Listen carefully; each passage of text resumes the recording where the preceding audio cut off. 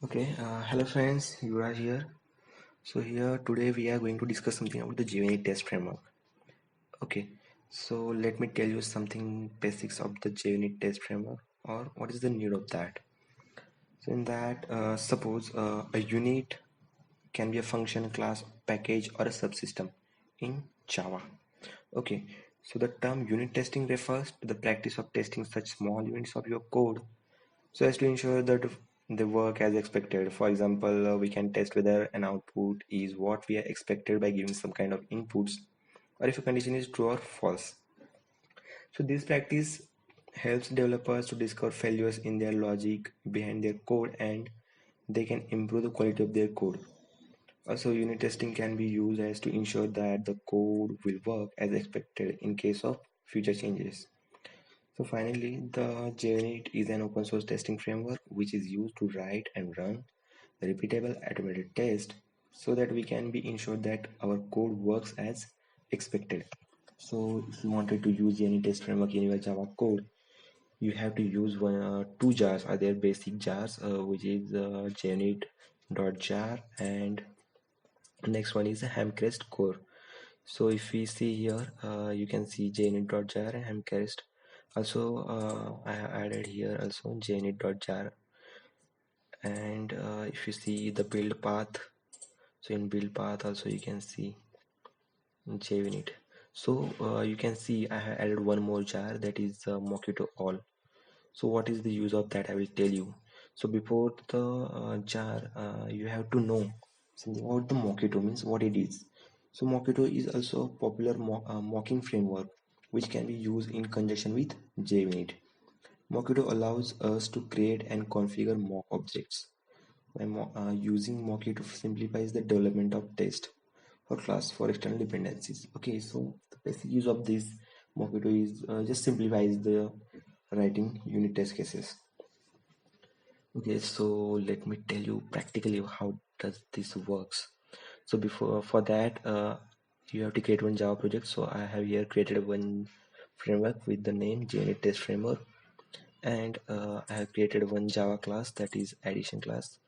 So this class will contain just one method like add with the two parameters that is int a and int b, which will return the addition of both the parameters. Okay, for that, so here what is my aim to write a test case to run or to check how does whether this add method works as expected or not. So for that I have to create a genuine test case. For that you have to go to new and there is one option create genuine test case. So here you can mention the package name and here you can mention the name of the class and you can select any methods from these four which should come by default. So I just selected setup method. So here I have created one class addition test. So this class will come the test method setup method with @ before annotation and one method with test annotation.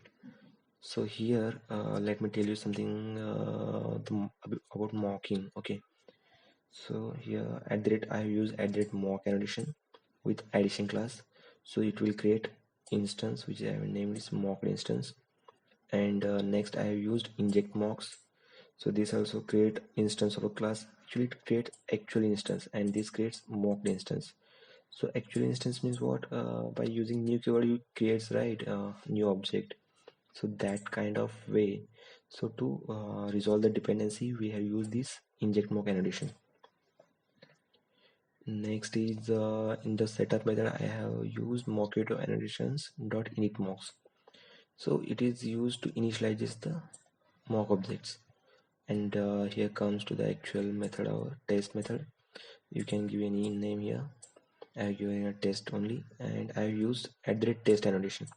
So what happens here, compilers while executing the test case it will check whether any method have a test annotation. If it finds the test annotation, then and then only it will execute that method or not, otherwise it will not execute. Okay, so it is very much important to use this test annotation. Next, suppose I am expecting the expected value is 9 and now I am calling the mocked method that is add. So for that, mock instance dot add method, and here passing I'm dummy input, and after I'm here just telling that if the add method called, then it should return expected value, which is 9. So here we will call actual method, that is add.